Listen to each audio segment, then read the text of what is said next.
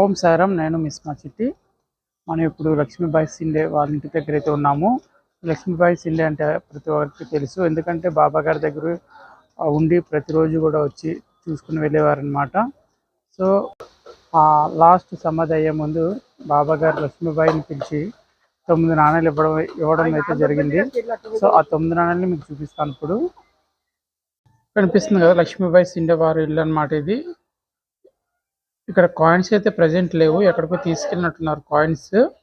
బాబా గారు ఇక్కడికి వచ్చి కూర్చొని భోజనం చేసేవారు అనమాట. ఇదే స్తంభం ఇక్కడ మనకు కనిపిస్తుంది కదా, సిల్వర్ టైపు, అదే దానికి అక్కడ కూర్చొని ఆనుకొని ఉండేవారు అనమాట.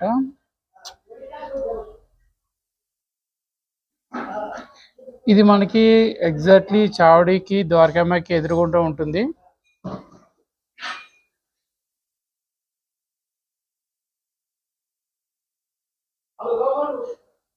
ఎప్పుడైనా సరే ఇక్కడికి వచ్చిన వారు ఖచ్చితంగా విజిట్ చేయండి. ఎగ్జాక్ట్లీ మనకి చావడి చూపిస్తాం మీకు, అక్కడ నుంచి మీకు క్లియర్గా తెలుస్తుంది ద్వారకామాయి కూడా. ఇక్కడ కనిపిస్తున్న బావి లక్ష్మీబాయి సిండే కాలంలో వాడిన బావి అన్నమాట. చూడొచ్చు 1963 ఆ టైంలో.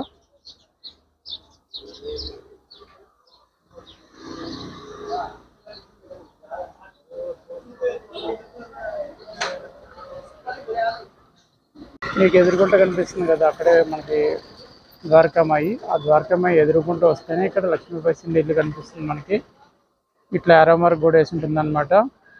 లక్ష్మీబాయి సిండే టెంపుల్ 9 coins అని చెప్పేసి ఇది సో ఇట్లా వెళ్తే ఇది వాళ్ళ ఇల్లు అనమాట. కింద షాపులు అన్నీ ఉంటాయి, బట్ మీరు వెళ్తే అక్కడ మీకు అర్థమైపోతుంది అనమాట.